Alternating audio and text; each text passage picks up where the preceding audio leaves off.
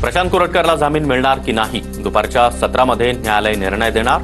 कोल्हापूर सत्र न्यायालयातील सुनावणी पूर्ण. संतोष देशमुख हत्या आणि खंडणी प्रकरणाचा तपास करणाऱ्या अधिकाऱ्यांचा सन्मान. तपास अधिकारी असलेले अनिल गुजर आणि इतर अधिकाऱ्यांचा सीआयडीच्या वरिष्ठ अधिकाऱ्यांकडून सन्मान. आरोपी खोक्या भोसलेच्या पत्नीनं अजित पवार यांची भेट घेतली. आमच्यावर खोटे गुन्हे दाखल झालेत, धनंजय मुंडे यांच्या कार्यकर्त्यांकडून त्रास होतो, भोसले कुटुंबियांचा आरोप. तर घरावरील कारवाईनंतर पुनर्वसन करण्याची देखील मागणी. सोमनाथ सूर्यवंशी हत्या प्रकरणामध्ये राज्य सरकारला नोटीस. औरंगाबाद खंडपीठानं राज्य सरकारला नोटीस बजावली. या प्रकरणामध्ये पुढील सुनावणी 29 एप्रिलला होणार. सोमनाथ सूर्यवंशींचा पोलीस कस्टडीमध्ये मृत्यू झाला. प्रकरणाच्या चौकशीसाठी कोर्टामार्फत एसआयटी नेमा. अन्याय झाल्यानंच आम्ही कोर्टात आलो, प्रकाश आंबेडकर यांची मागणी. अंजली दमनिया यांना पोलीस प्रशासनाकडून संरक्षण द्यावं. ठाकरेंच्या शिवसेनेचे सातारा जिल्हा प्रमुख संजय भोसले यांची मागणी. संजय भोसलेंचं महाराष्ट्र पोलीस महासंचालकांना पत्र. मराठवाड्यामध्ये अल्पवयीन मुलींना फसवणारी टोळी कार्यरत. लहान मुलींना प्रेमात पाडून संबंध ठेवण्यासाठी भाग पाडल्यामुळे आत्महत्या केल्याच्या घटना. अंजली दमनियांकडून गृहराज्यमंत्री योगेश कदम यांच्याकडे चौकशीची मागणी. निवडणुकीआधीच आम्ही सांगत होतो कर्जमाफी होणार नाही. कर्जमाफीवरून सुप्रिया सुळेंचा सरकारवर निशाणा. 50 रुपयांनी सिलेंडरचे दर वाढवले. राज्यात चाललंय काय, सुळे यांचा सवाल. महागाईमुळे देशातील जनतेला चटके बसत आहेत. सिलेंडर आणि पेट्रोलच्या किमती वाढल्या. जयंत पाटील यांची सरकारवर टीका. शरद पवार 12 आणि 13 एप्रिलला सोलापूर दौऱ्यावर. ज्येष्ठ सामाजिक कार्यकर्ते चंद्राम चव्हाण यांच्या पुतळ्याचं अनावरण करणार. दौऱ्यावेळी पदाधिकाऱ्यांना भेटण्यासाठी राखीव वेळ. कर्जतमध्ये आज अजित पवारांच्या राष्ट्रवादीचा संवाद मेळावा. सुनील तटकरे यांच्या मध्यस्थीनं जिल्ह्यातील कार्यकर्ते पुन्हा स्वगृही परतणार. खासदार विशाल पाटील तरुण दिसतात, मात्र ते तरुण नाहीत. आमदार रोहित पाटील यांचा विशाल पाटलांना चिमटा. तर मी एकटाच तरुण आहे, रोहित पाटलांच्या वक्तव्यानं चांगलाच हशा. रायगडच्या विकास कामांबाबत अजित पवारांच्या अध्यक्षतेखाली बैठक. मंत्री अदिती तटकरे, खासदार सुनील तटकरे यांची उपस्थिती. मात्र मंत्री भरत गोगावले बैठकीला अनुपस्थित. ठाकरेंच्या युवासेनेचं राज्यपालांना उपहासात्मक पत्र. कलिना कॅम्पसमधील दुरुस्तीच्या कामावरून ठाकरेंच्या युवासेनेचं पत्र. पत्रामध्ये कलिना कॅम्पसमध्ये शहांच्या जीवाला धोका असल्याचा उल्लेख. तर अमित शहांची काळजी घ्यावी, उपहासात्मक टोला. 2029 मध्ये आदित्य ठाकरे मुख्यमंत्री होणार. मैदान अभी आगे है, हम फिर वापस आने वाले हैं, चंद्रकांत खैरे यांचं वक्तव्य.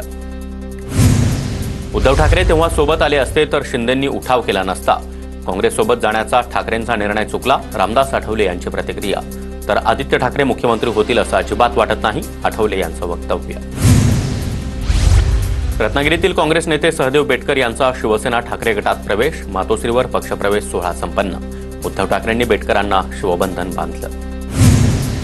माजी क्रिकेटपटू केदार जाधव यांचा भाजपमध्ये प्रवेश.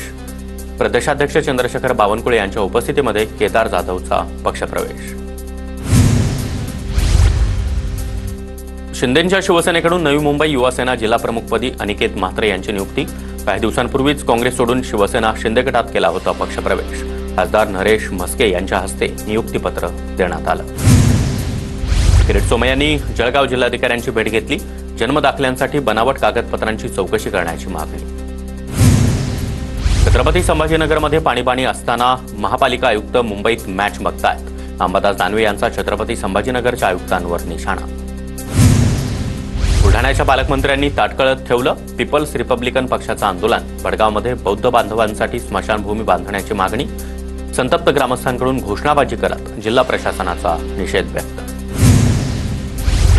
बागेश्वर धामचे धीरेंद्र शास्त्री ठाण्याच्या उपवन तलाव परिसरामध्ये हनुमान चालीसा पठण आणि महाआरतीसाठी येणार होते. मात्र भाविक आले आणि बागेश्वर बाबा कार्यक्रमाला आलेच नाहीत. 3 तास वाट पाहून बसलेल्या नागरिकांना आयोजकांनी कुठलीच माहिती दिली नसल्यानं संताप व्यक्त.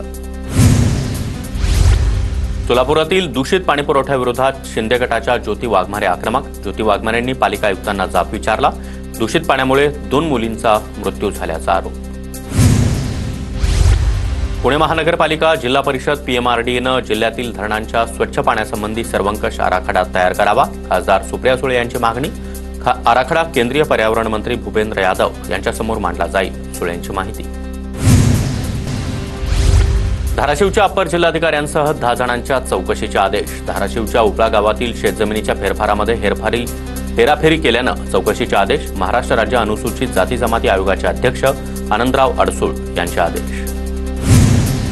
कर्जवसुली आणि ठेवींमध्ये सिंधुदुर्ग बँक कोकणामध्ये अव्वल ठरली.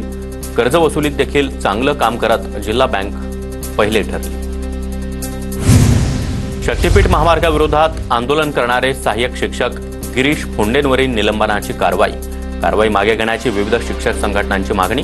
पालिका आयुक्त के मंजुलक्ष्मी यांचं निवेदन. नांदेडच्या किनाळा गावामध्ये वार्षिक महादेव यात्रेला सुरुवात. परंपरेनुसार महादेवाची काठी नाचवण्यासाठी भाविकांची गर्दी. 3 गावाचं आराध्य दैवत म्हणून किनाळा गावातील महादेव मंदिराची ओळख. रामनवमी उत्सवामध्ये साईंचरणी तब्बल 4,26 लाखांचं दान. साईबाबा संस्थानचे मुख्य कार्यकारी अधिकारी भीमराव दराडे यांची माहिती.